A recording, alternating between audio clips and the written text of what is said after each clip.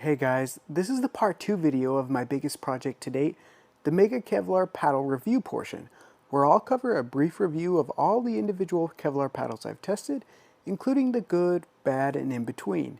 If you didn't catch it already, be sure to check out the part 1 of this series, where I shared the data behind my research into Kevlar versus carbon fiber paddles, and like mentioned in that video, as a thank you for your support, I'll be doing monthly giveaways every month for the next 6 months for things like paddles, overgrips, and other equipment, and I'll share the details of how to enter those giveaways at the end of this video. This video contains a review of over 20 Kevlar paddles that I tested, broken down by categories of my choice for the 3 top value paddles, my most anticipated release, and then get into the power, all-core, and control categories, including my top choice in each group. One thing I did for this particular group of paddles for comparative purposes is take them all to the court, line them up on the fence, and hit them one after one, rearranging them in real time, side by side, one against another, to come up with a good 1 through 20 ranking list for pop. Obviously, this is a little subjective, but that's as close as I can get to eliminating recency and anchoring bias for pop stratification. I'll also apologize in advance for the length of this video, and go ahead and place the order of the paddles reviewed on the screen now and timestamp them below so you can feel free to jump around if there are particular paddles you want to hear my take on. Some of these paddles also have more in-depth, full-length reviews that I've done that I'll link below, where you can also find the link to my full stats database, and each of these paddles can be purchased for a discount using the links and discount codes in the details below, which gives a small commission to this channel, enabling us to keep making videos like this, and is very, very appreciated. Now let's get into these paddles. And I'll start by sharing my take on the 3 best value paddles. This starts with the power paddle, the Viva Pro Gen3. This was an easy choice for me, as there are many factors that make this a strong argument to put this paddle amongst the best overall value options. The first of which is cost itself, with the new 30% off code that this channel was given for its viewers, making the Viva Pro Gen3 the second cheapest paddle of Kevlar on the market, second only to the Spartus Apollo by $2. This price also includes free shipping, which is honestly often overlooked, and the major kicker of a lifetime warranty, which I believe is the only paddle on this entire list to offer a warranty so strong and protects you for life against dreaded delamination or paddle breaking. It also comes with the nice safeguard of a true 30-day return policy, meaning you can open, fully unpack, and use the Viva Pro Gen3 for a whole month and return it for a full refund if you don't like it. It also sits at the #1 top drive speed amongst Kevlar paddles and #3 overall in my entire database for average drive speed recorded. It also ranked #8 out of 20 in my pop rankings for Kevlar paddles, which means this paddle was high in plow-through drive power, but was easier to control at the net and in the soft game, which was reflective of this paddle's ability to create high plow-through drive speed, but have easier control and dinks and soft game at the net when compared to more poppy paddles. The only potential downside I see for this paddle is its swing weight, which for mine came in at 124. This is a touch on the heavier side, but it's really not too crazy, so if you want a light feeling paddle, this is probably not going to be the paddle for you, though for me, I felt like it handled just fine. The second of my 3 best value paddles is the Spartus Apollo, and really, I can't say enough good things about this paddle. First off, this thing tops my charts for spin, coming in with RPMs at 2,385, which narrowly dethrones my previous spin leader, the Mach 2 Forza. This wide-body 100% Kevlar paddle is probably one of the single most stable feeling paddles with the largest sweet spots that I've ever played with. The Apollo has the single largest twist weight that I've ever recorded and the most favorable swing weight to twist weight ratio of paddles in my database. In terms of playability, it's very similar to the Control King, the Mach 2 Forza, with the major difference being that the Mach 2 Forza excels in control. The Kevlar addition to the Spartus Apollo makes it hit just a little bit harder, giving it some power that I thought the Mach 2 Forza lacked. It landed #9 out of 20 in my pop rankings, right behind the Viva Pro Gen3, so it's still middle of the roadish in terms of pop. I actually felt like the Apollo was very well balanced, and I could take this to a tournament and be very confident playing with it. And really, at $117, which is the cheapest Kevlar paddle on the entire market, you really cannot go that wrong here. My final selection for overall best value is the J2K by Honolulu Pickleball Company. When this first came out, I predicted that it was going to be one of the most popular paddles of the year, and I still feel that way. At just $135 after discounts, this 100% DuPont sourced Kevlar fiber paddle really excels in performance to cost ratio. I feel the J2K plays the closest to the 6.0 Ruby, with the major differences being that the Ruby has just a touch more of a plush feel to its face, and the fact that the Ruby comes in at $180, making it tied for the second most expensive Kevlar paddles on the market. The J2K has the advantage of a bit more reach in its hybrid shape than the wide-body Apollo, but has still maintained a very large sweet spot with a high twist weight and a low swing weight. This paddle has great spin and handles very well in terms of control. It also demonstrated high average drive speed, and I felt it was on the lower side for pop. And after playing with the J2K and all these other Kevlar paddles, I'd put the J2K somewhere right in between the control and all court categories. And if you want just a touch more pop, the J2K Pro has a tighter Kevlar weave, which gives the paddle face more of a stiff feel and makes the ball recoil off the face a little bit faster for just a hint more pop. A paddle that I've been testing that is my most anticipated paddle to be released publicly is the Ethos Dunamis. This paddle really took me off guard and has actually taken its place as my current go-to paddle. Ethos Pickleball has made its name making paddles with long 6-inch handles and coupling them with paddle faces with a pretty heavy flare on the bottom and an almost teardrop-like shape. This paddle is a prime example of a paddle that benefited greatly from the addition of Kevlar. Its carbon fiber predecessor, the 𝒂𝒄𝒕, had a twist weight of 5.75 and was 16 millimeters. The Dunamis is actually thinner at 14 millimeters and has increased its twist weight to a whopping 6.78 and a swing weight of 106. This gives it the second most favorable swing weight to twist weight ratio, right behind the Spartus Apollo. The Dunamis keeps the whippy feel of the 𝒂𝒄𝒕, but is now crazy stable and the handle has some really fun flex to it. This was the most maneuverable paddle on this list, and even after adding 3 grams of lead tape at the 3 and 9 o'clock positions, the swing weight came up to just 109, making it equal to the swing weight the Spartus Apollo came in stock. The paddle I was sent is a pre-production model, so I'm crossing my fingers that the production level models play the same as this one, because if they do, they're going to have a permanent spot in my bag and be huge this year. My top choice for power paddle was actually a really hard one because there's a handful of really good options in this category. And even though I gave the Viva Pro Gen3 my overall choice for best power value in Kevlar paddles, I'm going to have to say that the Mark I from Mark Pickleball is my top choice for Kevlar power paddles based on a variety of different performance factors. And I must say that I feel like this is really saying something, considering it's in the company of paddles like the Thrive Azul, the Viva Pro Gen3, and Honolulu Pickleball's J7K and J7K Pro. The Mark I still comes in at a very good cost of $143 after discount codes, comes in at number 2 for average drive speed amongst my Kevlar paddles, right behind the Viva Pro Gen3, and is beaten in pop levels only by the J7K and J7K Pro.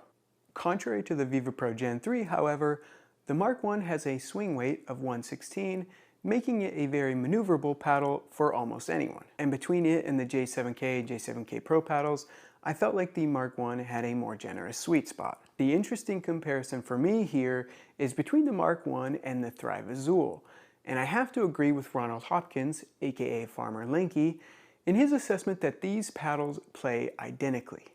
And even objectively, these paddles tested almost identically in RPMs, drive speed, pop levels, and swing weight, twist weight, and swing weight, twist weight ratios. The Mark I, however, is $40 cheaper, and the Thrive Azul is tied for the second most expensive Kevlar paddle on the market alongside the Ruby. The Azul has garnered awards from other review platforms and has proven itself to be a good power paddle, and it may have even gotten my top spot if it weren't for this other substantially cheaper option. I also have to admit that I think the Azul looks really sharp, and a big perk with ordering these paddles is that you get to pick your exact swing weight at checkout.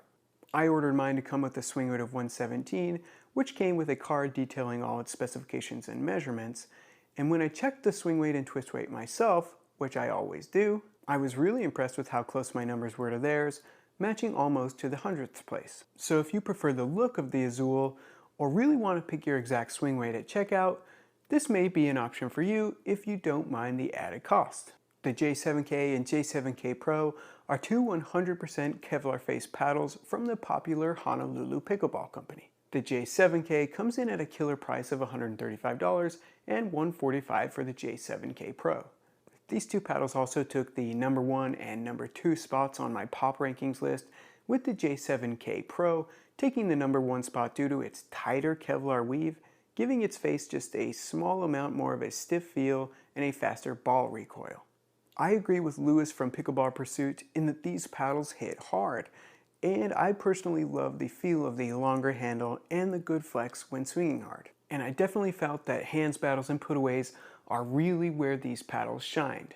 But for whatever reason, these two paddles took a bit longer for me to adjust to when compared to the Mark I or the Viva Pro Gen3. And I think you really need to be an aggressive player who can really dial in the control aspect of these paddles in order to access their full potential. For paddles in the all-court, more balanced playstyle category, again, there were a lot of good paddles in this category, and my top choice wasn't easy. But for my top choice, I have to go with the impressive 14mm Hurache-X Control. And like I mentioned before, these 14mm version paddles seem to have benefited the most with the addition of Kevlar to their paddle faces. The 14mm Kevlar Hurache maintains a twist weight above 6, alongside the 16mm Kevlar Hurache and the 16mm carbon fiber Hurache. With the big difference here being that the 14mm Kevlar Hurache has a lower swing weight, giving it that rare duality of high maneuverability and a larger sweet spot. In contrary to most of the other Kevlar paddles, both of the Hurache Kevlar versions didn't have any break-in period whatsoever and felt very plush outside of the box, and were probably the second most plush feeling Kevlar paddles I've tested, right behind the Body Helix X3s. This paddle has high spin, great control, a very satisfying plush feel, and pop was mid to mid-low levels. I would say go with the 16mm version if you really want to hone in on control, but if you want higher maneuverability and a better pop option between these two, I would go with the 14mm version, which is the version that I prefer. The Pickleball Apes Proline Energy and Proline Energy S are two OGs of Kevlar, and I still see them out on the courts regularly. And both of these paddles have maintained a low cost since their inception and come in with that screaming low price of $135. They have the hybrid shaped option of the Proline Energy S and the extra elongated option at 17 inches long of the Proline Energy. I actually wasn't the hugest fan of the 17-inch version, as it had a higher swing weight above 120 and was one of only 3 Kevlar paddles with a twist weight below 6, and had the second worst swing weight to twist weight ratio of these Kevlar paddles. It really was fun to reach out and attack and stab at balls with that added reach, but this came at the expense of a smaller sweet spot, and compared to some of the other paddles on this list, it's a little bit harder for me to recommend. The Proline Energy S, however, I liked much more. I thought it played comparably to the Hurache-X Control in terms of power, spin, and sweet spot size. And if you're deciding between the very comparable Proline Energy S and the Kevlar Huraches, I would say some main differences include the more plush feel, improved control, and the 14mm option of the Kevlar Huraches. While the Proline Energy S has a touch more of a stiff feel, they also have the 17-inch option, and obviously these paddles have very different looks. Mark Pickleball also contributes 2 paddles here that fall into the all-court category instead of the power category like the Mark I. The Mark I is still hybrid shaped, but with an extended handle, a lot like one of my other all-time favorites, the Neonic Flow. And the Mark II is the fully elongated version, including face and typical handle size. The Mark II was a good paddle, but it just didn't really stand out to me in any particular way. Most of its stats are pretty middle of the road-ish, and even though it's the elongated version here, I wasn't able to generate the same power with it as I could with the Mark I. I did enjoy the Mark OneX, however, as that elongated handle made it fun to play with and fun to maneuver around.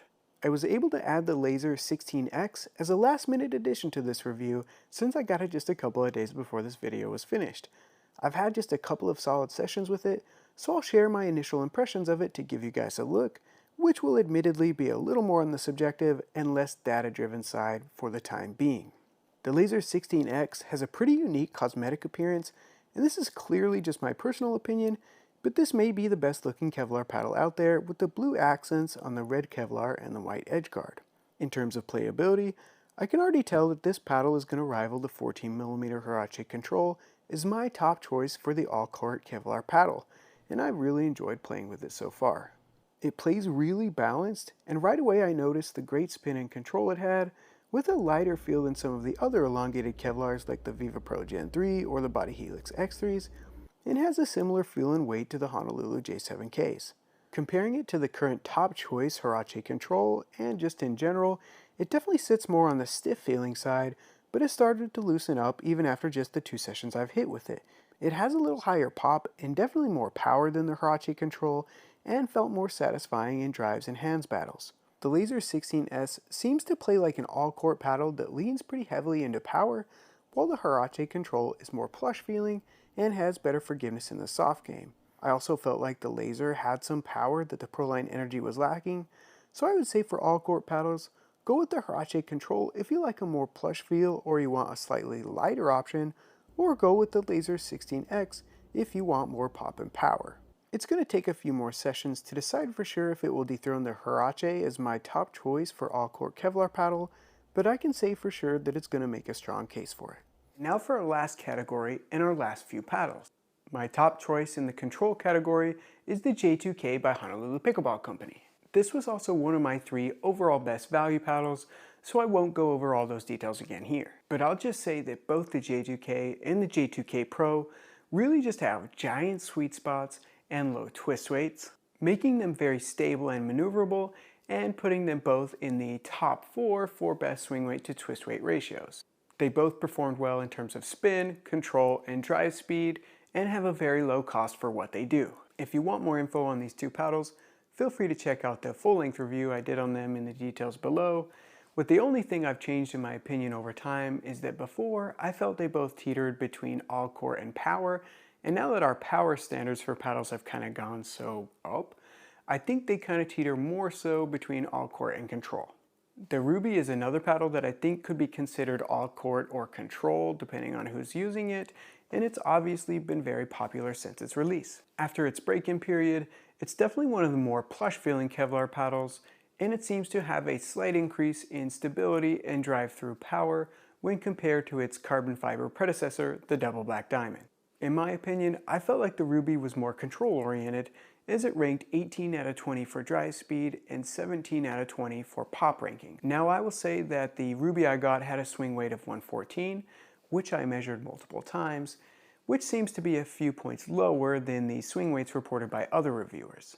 I would expect some of those higher swing weight Rubies to hit a little bit higher than mine did, but even so, I wouldn't really expect them to have higher levels of pop, and I think I would still say that the Ruby would be more control oriented. The Ruby is still tied for second most expensive Kevlar paddle out there, and when set alongside paddles like the J2K, the Spartus Apollo, or the Hurache-X Control, which all come in at much cheaper prices, it's a little bit more hard for me to recommend the Ruby when those other options exist. The Komodo Katana has also been a paddle that's been kind of difficult for me to figure out what to do with. I really wanted to love this paddle. I really love the company. I think they go above and beyond with their packaging, their presentation, and they really care about their products and their customers. But long story short, the cost to performance ratio just wasn't there for me, and I have to admit that it's a bit of a hard sell coming in at the most expensive Kevlar on this list. It's actually the only one on this list that isn't thermoformed, which by itself isn't necessarily a bad thing, but it does have a more thick handle, which makes that exposed polymer really easy to feel. It was also one of the other 3 paddles that came in at a twist weight below 6, had the lowest overall drive speed, and ranked number 19 out of 20 for pop.